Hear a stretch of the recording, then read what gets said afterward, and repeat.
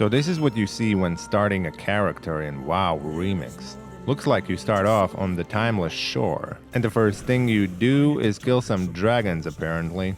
You kill the dragon and loot some threads, huh? This is probably for the overpowered cloak that we're gonna get. So we're chatting with these guys and it looks like we get another quest working towards creating the infinite cloak. Yeah, still closing some portals, killing some dragons.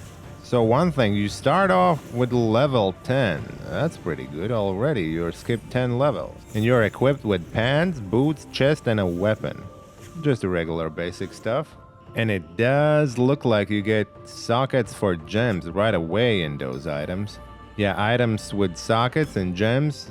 Gems gonna play a big part in this WoW Remix. Oh, and it looks like you even get gem drops right away. That's pretty cool. These at first seem to be only gems for extra stats, but later on we should get gems that give us extra abilities. And there it is, the third quest. We get the Cloak of Infinite Potential already. This will be the overpowered cloak that any alt can use, and it will scale with you as you play and loot the threads to upgrade your cloak. So I have to buy this chrono badge for the quest. Oh, and here are also some items available for purchase, like toys, mounts. There should be transmogs somewhere. It's probably a different vendor, but that's what this expansion is all about. All the transmogs, all the cool mounts you're gonna get. And all of it costs this new currency called bronze. Yeah, that's the main currency for Mists of Pandaria Remix. Gold isn't really important here. Alright, so we buy the chrono badge and this guy crafts us the cloak. Now that we have equipped the cloak, mobs now drop these threads that have different stats, and looting them adds these stats to your cloak. That's pretty cool. You even get this huge text confirmation that a stat is added to your cloak. After getting the cloak, you only need to kill this swirly thing and you are off the Timeless Shore and thrown right into Mists of Pandaria campaign. It's just like a regular Mists of Pandaria from here on on. The cinematics roll off, and right away you're tasked to shoot down some alliance. Some dirty alliance. Oh yeah. I love this classic alliance versus horde battle. I don't know why they chose to go away from it, but I kind of love it. Now, when you look at the talent tree, you quickly realize that this truly isn't Mists of Pandaria. This is just a retail World of Warcraft with latest skills and talents, but only limited to Mists of Pandaria timeline. You also get these two skills, one of them allowing you to remove gems from sockets so they're not destroyed, and the other one is opening Unraveling Sands.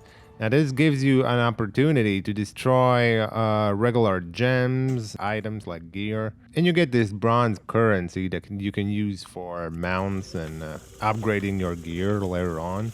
This is probably implemented too, so your bags don't get overflowed. Because yeah, by the way, you get 36 slot bags by default, so you'll have a lot of space to carry your stuff, but it will run out quickly because you'll get all the spell gems and Another thing one can argue is leveling only through doing dungeons. First run of the day will give you some extra bronze and later on some threads for your cloak to improve it. But if you are leveling, it's a really good experience. And although it's the same old Pandaria dungeons, it's pretty quick. And if you get lucky and someone with a really powerful cloak or gear comes to your party, you basically don't have to do anything. Even on heroic dungeons. You're just cruising along for some free experience. What a leech. On heroic, the benefit is that the bosses drop extra experience and they drop better gear and threads for your cloak. So even after the daily dungeons, you can do heroic dungeons for just leveling.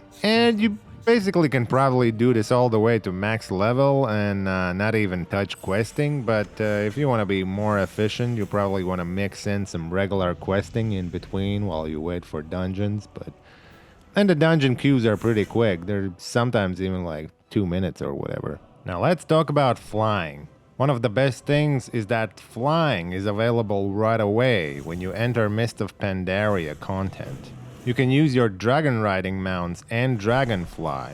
And you also can use your regular flying mount, so it's up to you. And I think that's the right decision from Blizzard to allow you to fly right away. It's just so easy to do questing when you fly. And also, there's a quest for dragon riding, but I think it's only useful for people who haven't encountered dragon riding yet. You don't really need to complete that quest to start dragon riding, so you get on Pandaria land and just start dragon riding right away. So that's pretty cool. I like that. And you are going to get a lot of chests. You're gonna get them from almost every quest you're doing, and from doing the dungeons as well.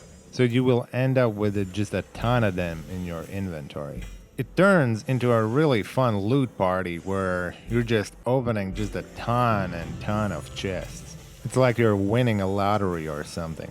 And in the chests you're getting gear, gems, bronze, and different consumables. And then over time, I guess it gets a little bit tiring at the end game maybe to open all those chests. But for a first while, it's actually really fun. It's like you're winning a jackpot or something. One of the things that will take a lot of space in your inventory are gems. There are regular gems that give you just basic stats like critical strike, and you can combine these gems and get more powerful type of gem of the same stat. So you'll have inventory just full of gems of different grades and stats. And then there are the gems with the special spells. They really came out with just a ton of spells you can choose from. You're not limited to only few spells. And at the beginning, maybe your gear won't hold as much gems, but over time, you'll get better gear that holds like way more sockets. So you're kind of getting powerful the more you level up. Mostly these are like a passive skills, but there are some active skills too. But because most of them are passive, you won't get too overwhelmed.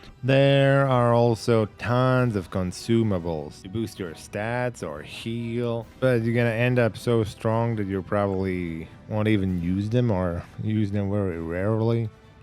Alright, so that was the basics of WoW Remix on the Panda timeline, and yeah, just have fun while it's active, huh? See you guys.